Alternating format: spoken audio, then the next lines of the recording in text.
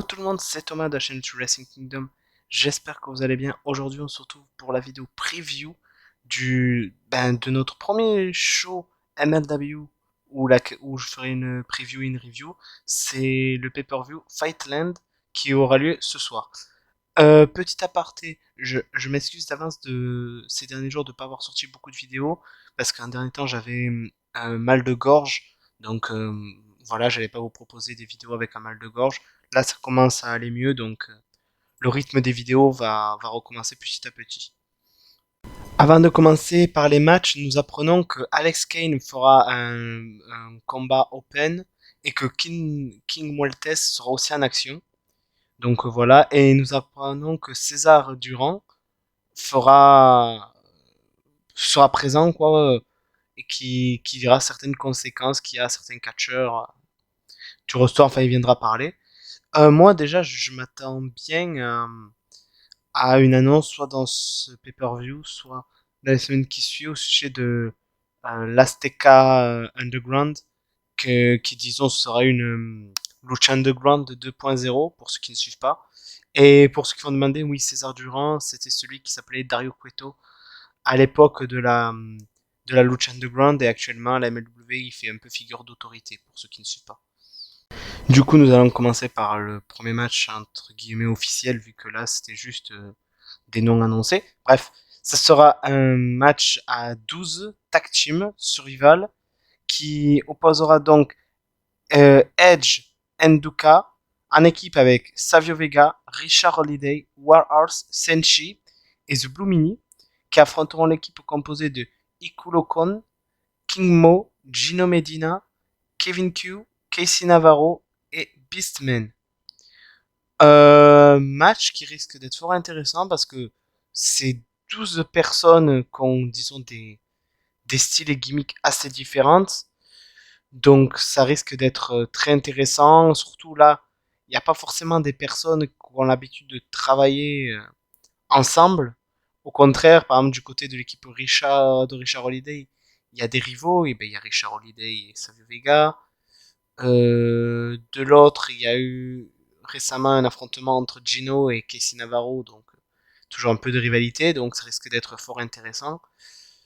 Très dur de choisir.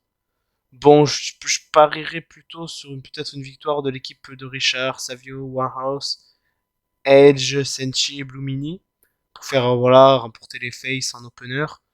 Mais enfin, je dis les faces, même d'autre côté, il y a des faces. Mais ouais, je dirais plutôt l'équipe avec Richard Holiday, etc. Je pense. Nous allons enchaîner par un four-way match qui sera pour le World Middleweight Champion, qui opposera donc le champion middleweight Myron Reed contre Aramis, contre Ares, contre Tajiri. Là, un match qui, je pense, va beaucoup me plaire parce que ça va être beaucoup de vitesse, ça va être vraiment un match digne de l'Arena Mexico. Enfin, je veux dire, ce sera un match très lucha libre avec un peu strong style pour Tajiri. Match qui peut être vraiment ouais, très intéressant. Euh, Aramis et Ares nous ont proposé récemment un très bon match en 1 contre 1. Myron Reed, il est un excellent champion. Tajiri, pas besoin de présenter. Hein, il a fait les beaux jours au Japon. Il a aussi catché à la WWE. Donc, il peut présenter. Je vous avoue que si Myron conserve, je serais content. Mais j'aimerais bien peut-être une victoire de Tajiri. Je sais pas pourquoi, peut-être pour avoir je sais pas, je trouve que ça pourrait être pas mal d'avoir Taijiri un champion, en sachant qu'il y a beaucoup de jeunes. Ça pourrait justement aider les jeunes à affronter Taijiri et à se, comment dire, pas s'améliorer, mais voilà, il pourrait donner plus d'espérance aux jeunes. Parce que dans la division middleweight, qui est l'équivalent de la division cruiserweight AEW, il y a beaucoup de jeunes. Donc pourquoi pas faire gagner le titre à un vétéran, pourquoi pas par la suite le faire perdre face à un jeune et qui donc par la suite gagnerait plus de momentum et serait placé déjà au sommet de la division middleweight si je peux dire. Donc pour moi j'aimerais bien une victoire de Tajiri pour ce match. Donc nous passons au premier match féminin de la soirée qui sera un tag team match qui opposera l'équipe des Six Stars contre Zoe Sky et Willow Nightingale. Match qui peut être très très bon. D'un côté, on a Sea Stars, qui est une équipe expérimentée, qu'on a beaucoup l'habitude de travailler ensemble.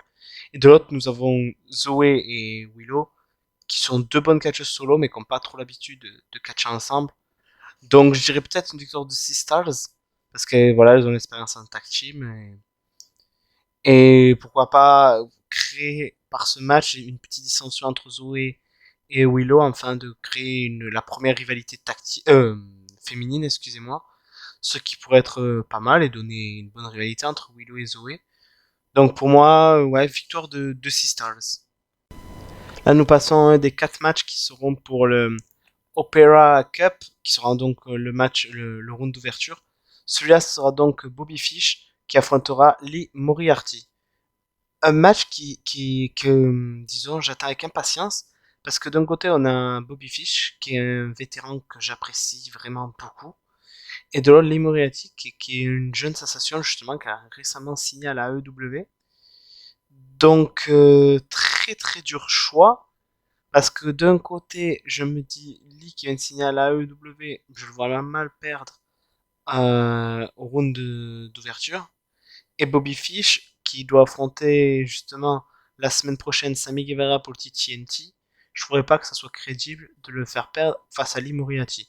Donc, dans ma logique, celui qui serait le plus apte à perdre ce match, je dirais, même si je l'adore énormément, ça serait Lee Moriarty, et donc victoire de Bobby Fish pour moi pour ce match. Également pour ses débuts à la MLW. Du coup, le prochain match, il sera aussi pour le Opera Cup.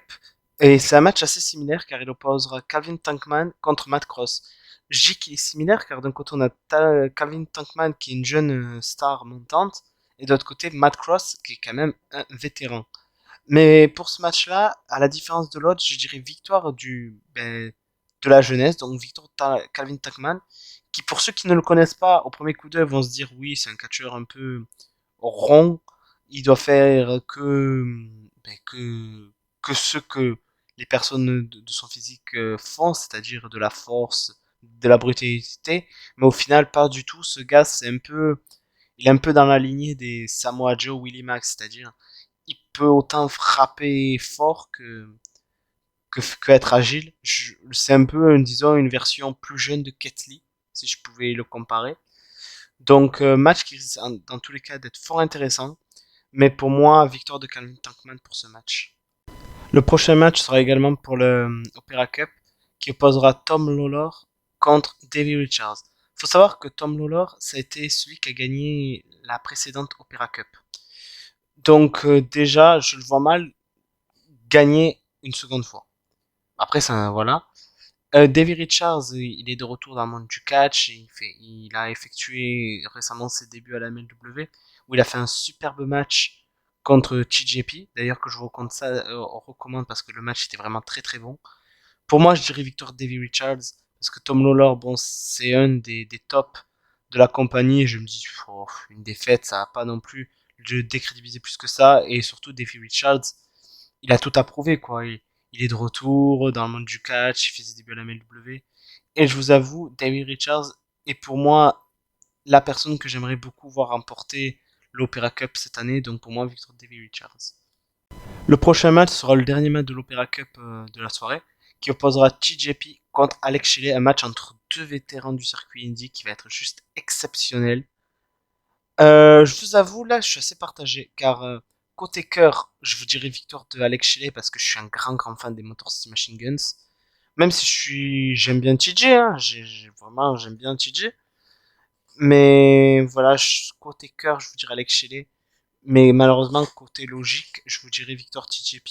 Donc, si je suis mal logique, je dirais victoire de TJP pour ce match. Le prochain match sera un autre match qui féminin qui opposera Holly Dead contre Nicole Savoy. Deux catcheuses indépendants que j'aime énormément, surtout Nicole Savoy. Donc, bon, vous avez dû comprendre, je pense une victoire de Nicole Savoy. Mais malgré tout, le match risque d'être fort intéressant. Parce que là, nous avons deux vétéranes quand même. Parce que les deux, elles ont quand même, oui, plus de 10 ans d'expérience.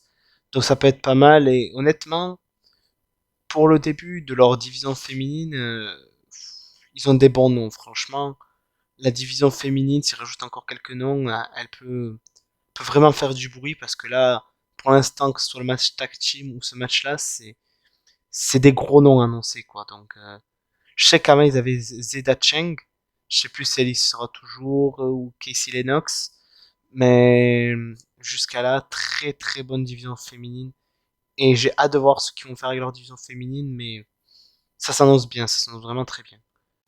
Le prochain match sera un match à 3 contre 3 qui opposera Los Parks contre 51-50 qui est l'équivalent de la nouvelle LAX.